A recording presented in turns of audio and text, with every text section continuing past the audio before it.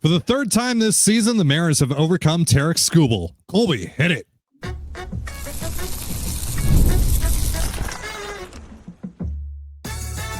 You are Locked On Mariners, your daily Seattle Mariners podcast. Part of the Locked On Podcast Network, your team every day.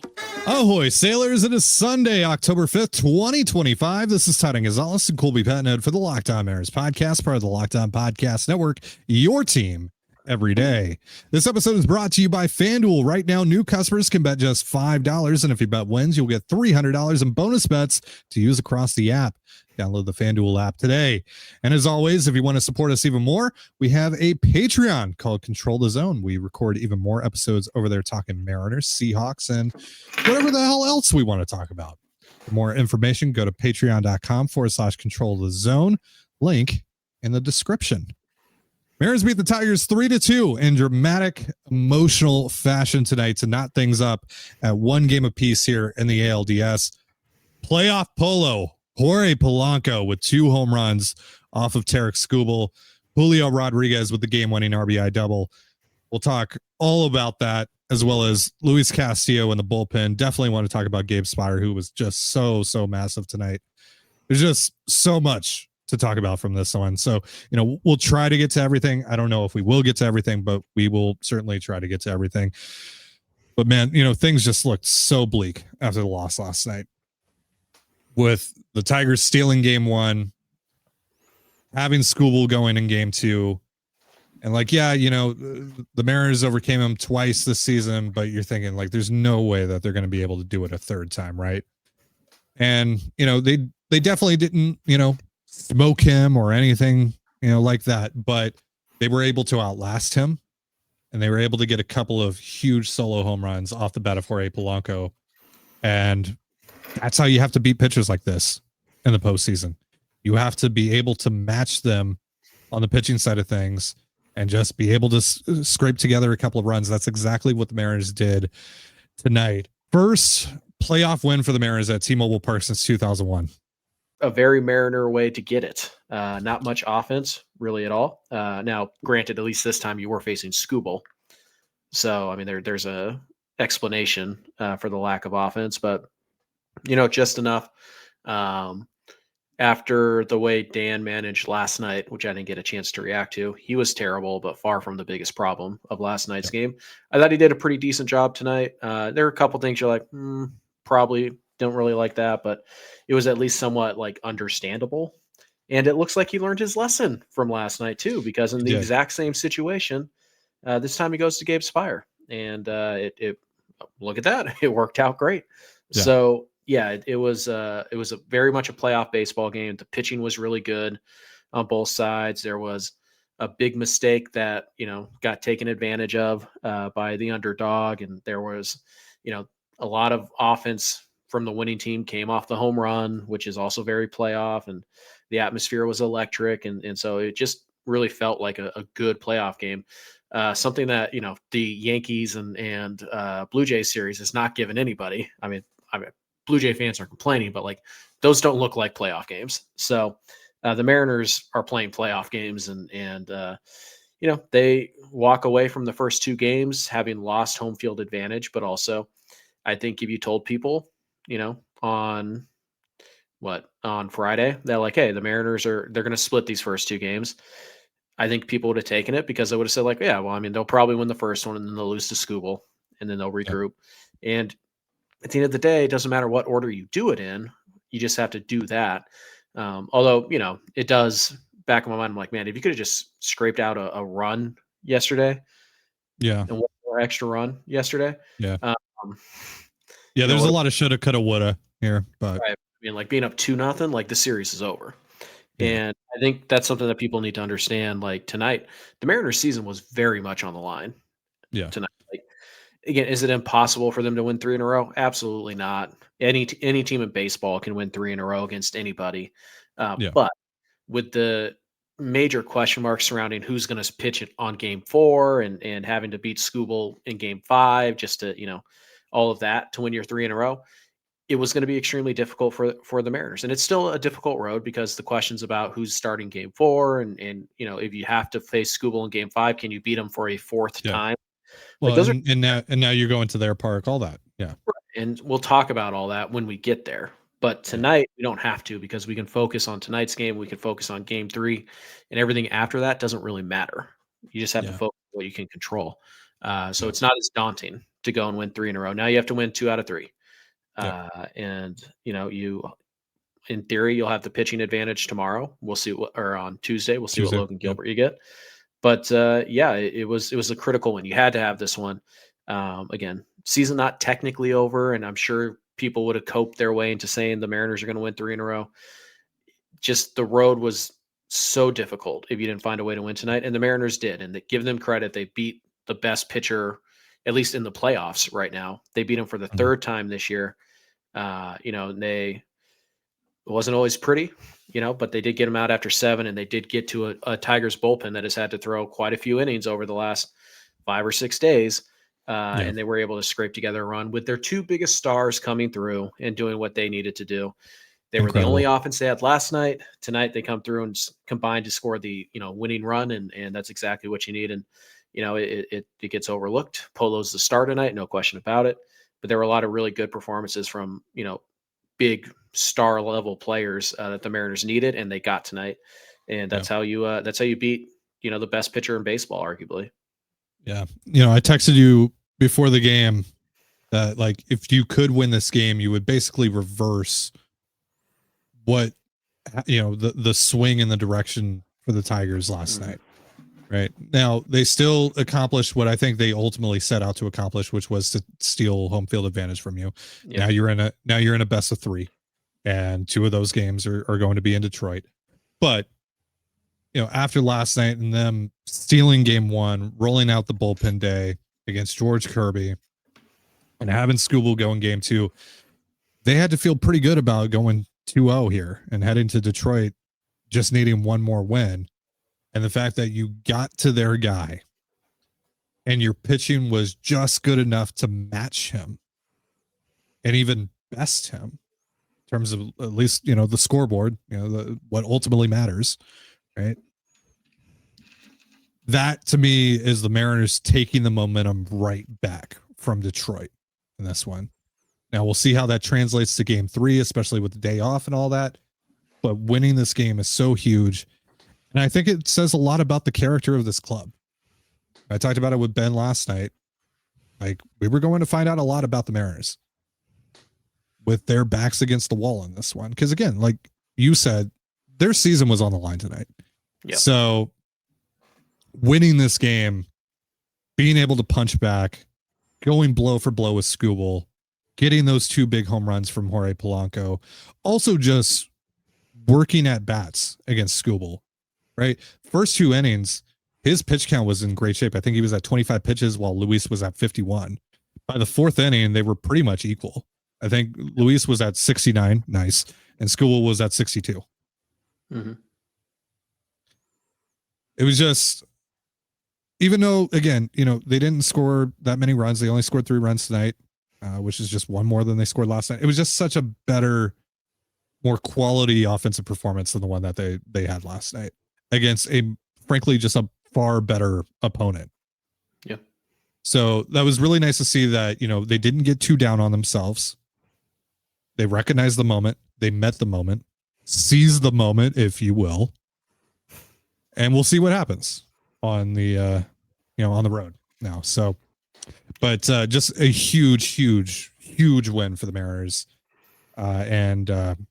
Yeah, it cannot be overstated just how much they needed this one to essentially save their season. So we will talk about Julio's big hit, talk about Jorge's night a little bit more, and we'll talk about the pitching in just a moment. But first, a reminder, this episode of the Locked On Mariners podcast is brought to you once again by FanDuel. The NFL season is here, and FanDuel is making sure you're ready for kickoff with a can't-miss offer. Right now, new customers can bet just $5, and if your bet wins, you'll get $300 in bonus bets to use across the app. FanDuel makes every game more exciting, whether you're watching your team or just keeping an eye on your fantasy lineup. It's quick, Easy and the best way to add a little more energy to Sundays. So, are you ready to play? Download the FanDuel app now by visiting FanDuel.com to get started. That's FanDuel.com to place your first $5 bet. And you're listening to the Locked On Mariners podcast. For instant reactions following every Mariners game, be sure to tune in to the Mariners postcast with Anderson Hurst and Christopher Crawford, available on both the Locked On Mariners YouTube and podcast feeds. Our player of the game tonight, Jorge Polanco, goes 3 for 4 with the 2 solo home runs off of Tarek Skubal. Also had an infield single later on. He also had a really nice night defensively, which is an unexpected thing to say about Jorge Polanco. He made a nice play on a pretty crazy hop, and then also had a nice play up the middle to get the force out there at second. Just a fantastic game from Jorge Polanco on both ends tonight. Julio Rodríguez, though, ends up being the hero in this one. Jorge is the player of the game. Julio's the hero. They blow the 2-0 lead. Skubal's out of the game, though. Kyle Finnegan comes in. You saw him last night. Now you have a little bit more information on him. And you got the top of the order coming up. Cal smokes a double down the line, his 4th hit in this series. And then Julio, 44, steps in that batter's box and does what we've all been waiting for. You know, last night, I was talking about this with Ben. Like, last night was, I think, the game we've all been waiting for from Julio, right? But this was the moment. And I feel like I might get emotional talking about this because, I mean, for years now, we've talked about how much has been placed upon this young man's shoulders. And, you know, how a certain part of this fan base, and I've been even guilty of this, have heavily criticized him for not coming through at times in moments like these. And for him to do that and essentially seal the Mariners' first home playoff win in 24 years, it's incredible, man. Like that moment as it happened, that had me choked up. Like, they showed the fan in the stands crying, and I'm like, yeah, I get it. Like, I just could not be happier for Julio. Yeah, I mean, like that's what you paid the guy for, and that's kind of we've talked about this, right? Like, Cal is the most valuable player on this team. He's the most valuable player in the league. Julio's the most important because what Julio can do is it transcends anything that Cal can do, even in the, you know, arguably the greatest season a catcher's ever had. Like, Julio's just different that way. And when he's coming up and he's getting these big hits, it you know, it just energizes everybody else. It makes everybody else's life easier because Julio is the one with the highest ceiling. He is the one who is the superstar. And you know, Cal's been, you know, Batman this year, and Julio's kind of gotten to play Robin a little bit, and he's been very good in that role, especially in the second half. And we saw glimpses of this. You know, Jerry DiPoto himself gave a lot of credit to Julio for kicking off this run with his game in Atlanta, where he just, you know, I'm going to put it on myself and I'm going to carry us to victory. And he tried his best to do it last night, and he just, you know, came up a little bit short. And tonight he gets the big hit on a double, oddly somewhat similar to the double that everybody remembers, where the guy who's the superstar is running, but the guy who's like the most important player on the team is hitting, and he hits a double down the left field line. Little bit lower stakes, sure, granted. But yeah, it was just a big moment. And you know, it's interesting. We talk about like Julio, he chokes or blah, blah, blah, and all this. And you look at his numbers in like high leverage situations, they're really good. Like, it's a narrative there's obviously moments that you can point to where, sure, but you know, you needed a hit, you needed a big hit from Julio, and he just didn't come through. You could do that with David Ortiz, who's like widely considered the clutchest hitter of all time. Like, I mean, look at Aaron Judge in the playoffs, right? Yeah, like it's just one of those things where it's like, look, I'm not saying that Julio hasn't had some really terrible at-bats and big moments. He has. Like, we've seen him swing out of his shoes and chase sliders. Haven't really seen it much this year. Like, those really terrible at-bats with guys on base. Julio hasn't had a ton of those this year. So it is, you know, a maturation process. We saw him get Brian Abreu twice this year for these big clutch hits. And obviously, you know, what he did in Atlanta and all that. So, like, there has been a maturation of Julio at the plate this year. And it's kind of flown under the radar because, well, your catcher's hitting 60 home runs, everything flies under the radar. So yeah, I think it was just, right guy in the right moment. And Julio has, so far it's only 2 games, but Julio has been Julio and he's been tremendous. He was pretty good in his first playoff run, not great, but pretty good. And right now he's looking like, the best player on the field both these nights. And so it really is something, important. I think that Julio becomes this star and he ascends, to where he should be and getting these big hits and driving in these big runs. I think that's really important. You've seen the energy that he's playing with too, right now as well. So I think that's necessary for the club. I think it's important for the fan base. And I think, there are times where Robin needs to save Batman. Not that Cal's been bad. Cal's been very good this series too. I mean, what he's done at the plate and what he's done behind it, critical in the first 2 games. Yeah. But Julio is the guy. Like Julio is the guy who comes up with the big hit.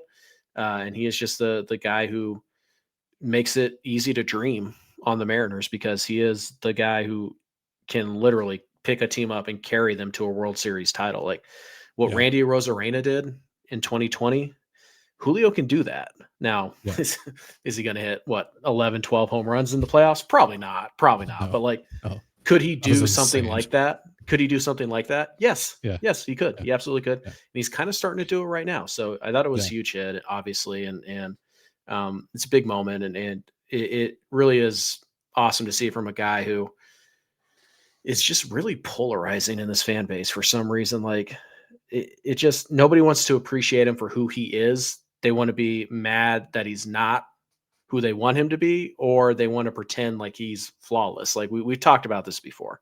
Yeah. But for Julio to come up big like he has the last 2 nights, and obviously tonight with the game-winning hit, I think it means a lot, not only for the Mariners this year as they try to do something they've never done before, but also in future years. When you get back to the playoffs, hopefully again next year, you can look at Julio and be like, that's the guy I'm going to count on. I believe in Julio in these big spots. And I think he's taken real strides there this year. And it's kind of gone under the radar because, Cal.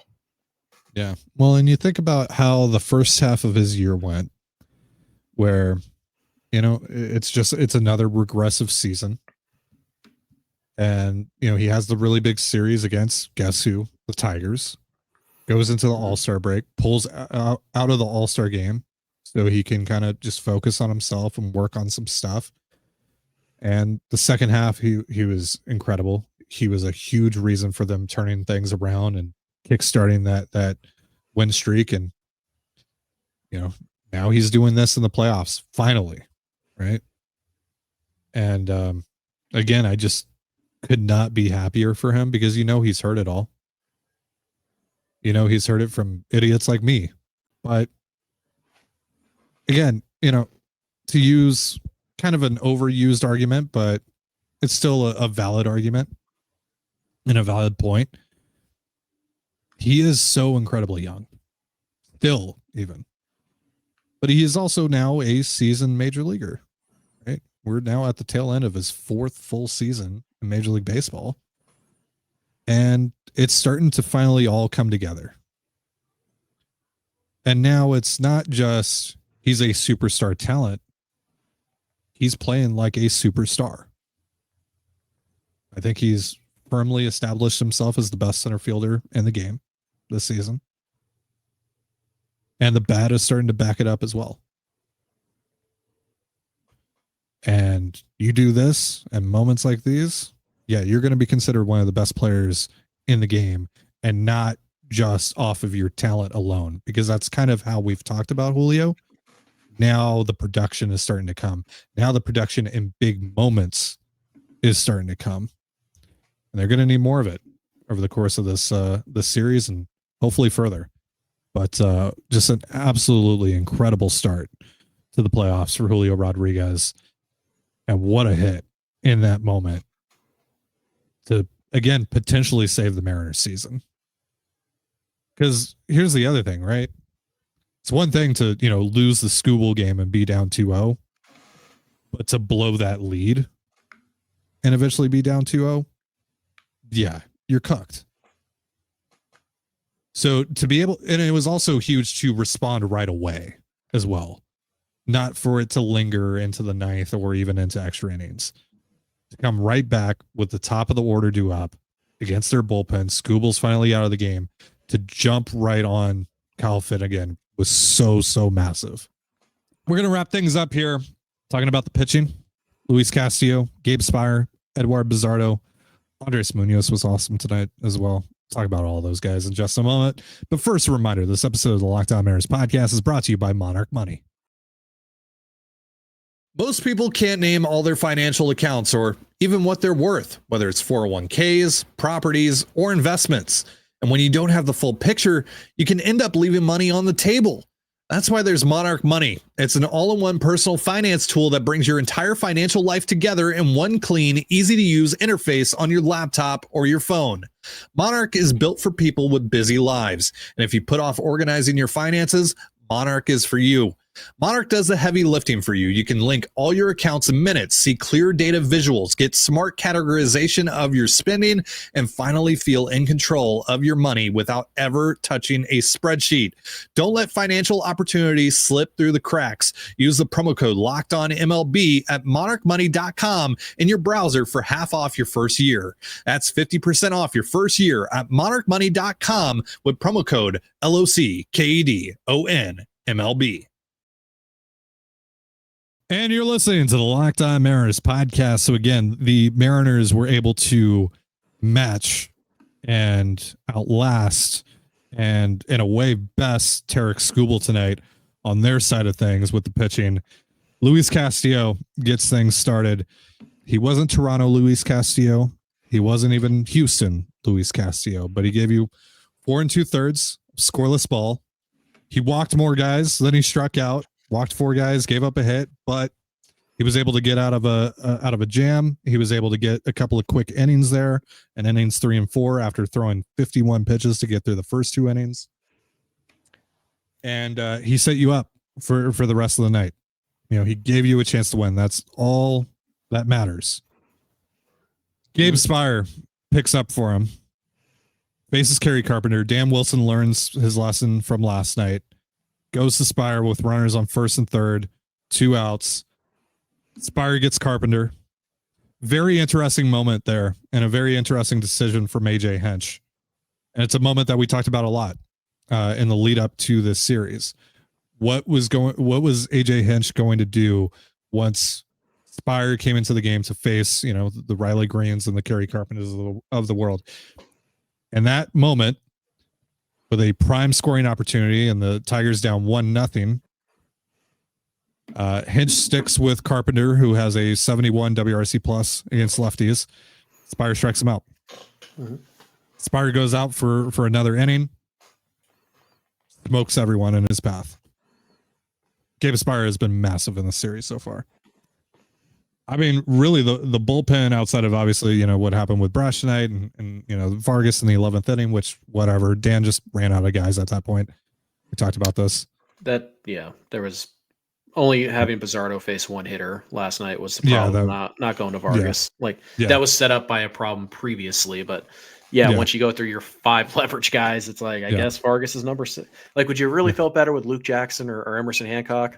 Would you? Well, and like, I know people have said, you know, go to Bryce Miller in that situation. I mean, one, like asking Bryce Miller to throw his, you know, for the first time out of the bullpen, that's a lot.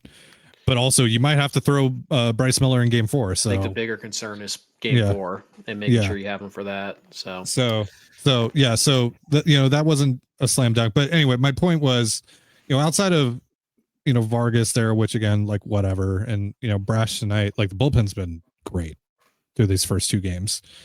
Again, Bizardo Brash was pretty darn good tonight. Bizardo, clean inning.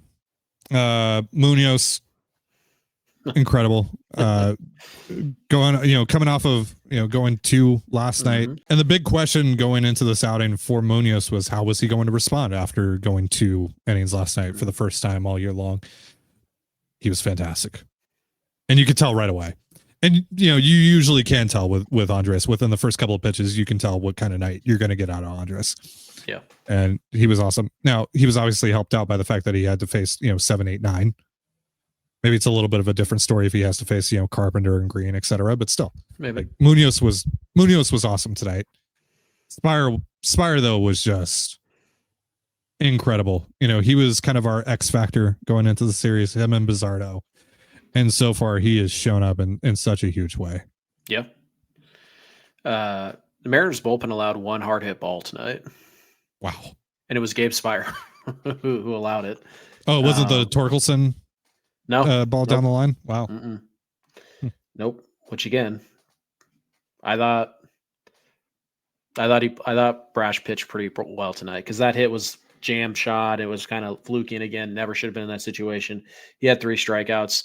Yeah, he worked too many 3-ball counts. He had to walk as well. So, like, look, I'm not telling you that he was amazing tonight, but I thought Brash was pretty darn good tonight. And if Naylor makes a play he's made 99 times out of 100, we're talking about how great Brash was and how sketchy Brash was, but how great he still was. And sometimes it just, it doesn't work like that. And so he gets tagged with a run. But yeah, I look at I look at what the pitching staff did today, knowing you're facing Scooble, knowing that your offense is going to struggle to score runs. I thought they were appropriately cautious at times, especially Luis, trying to be very fine with a lot of his pitches. And that's why he walked 4 guys, but being aggressive at the right times, attacking the right spots in the order, and being cautious to some other spots. Like, this is how you have to, pitch in the postseason, is you have to understand, these are my matchups that favor me and I'm going to attack. These are the ones I kind of have to work around. And you just leave everything on the table. Like, everything has to be out there, and you take your chances. And sometimes things don't go your way, sometimes they do. But I thought that Castillo, especially tonight, very cautious to the top of the order, really was trying to be on the corners, not make any mistakes. And then when he got into the middle, like 5, 6, 7, 8, 9, was very aggressive, and he attacked those guys. Yeah. And so I it didn't look great to start. It's sketchy and a lot of pitches thrown, but he was the rock. He was the veteran, and this is why you give him these playoff spots. Yes. And again, it's a stat line that's not going to blow anybody away. But it was exactly what you needed. It was everything you needed from him. Find a way to get through the lineup twice. And then when we get to the lefties, we're going to Gabe. And it worked out really well. And again, like, would it have been great if Castillo would have shoved and gone 7 innings like Scooble tonight? Of course it would have, but that's not the job tonight. That's not the job in this game. The job is to, be selectively aggressive, pitch around the problem areas that are going to give you issues, and then trust your bullpen to have your back, and trust your manager to know when to go and get you and when to play to those matchups. And so I thought Luis was everything he needed to be tonight. It was a very veteran outing from him. And we'd probably be saying the very same thing about George Kirby last night if Dan had gone and gotten Spire last night as well. So again, hindsight, we don't need to talk about it, but probably should have seen that coming at the moment, but whatever. We're not talking about that. The bullpen tonight was, I thought was really good. And again, the one mistake was actually more of a just fielding mistake. I don't think it was their mistake. Very few pitches in the middle of the plate tonight too. It really felt like they were on the corners. And they were making the Tigers hit their pitch. And if they did, fine, whatever, kudos. But they weren't making very many mistakes tonight. Everything was intentional. And, not a lot of walks outside of Castillo. But again, some of those were very much like, I'm going to be very careful about how I pitch to Carpenter. I'm going to be very careful about how I pitch to Riley Green. And then just attack the righties in this lineup. That's what you do best. And we'll probably see Logan Gilbert do something similar to that. And we'll probably see Bryce Miller do something similar to that on Thursday. Is they're going to be very cautious to those lefties.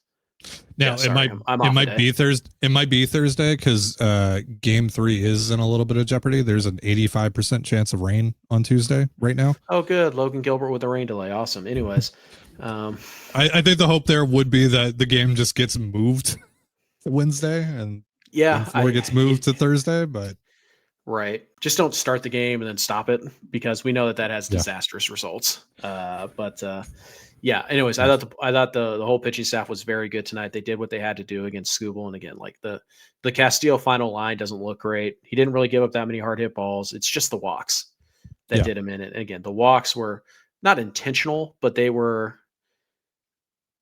intentional. Like they were like a product of a game plan that worked very well. I thought the biggest moment was actually the third inning when he faced the top of the lineup again, Because, you know, after how much he labored in the first 2 innings, you're going, oh, the second time that they're going to see him, like, I texted you after this. I said, this is the most lopsided 0-0 baseball game after 2 innings I've ever seen.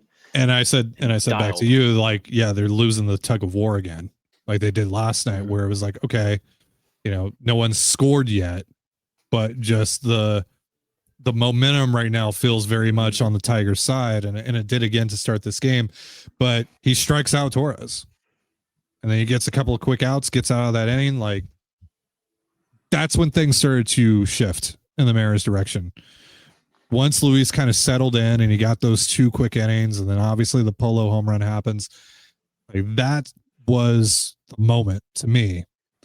And then, you know, the inning in which Polo hits the home run, Scooble's command was clearly starting to fade a bit. He went to a 3-2 count on Julio.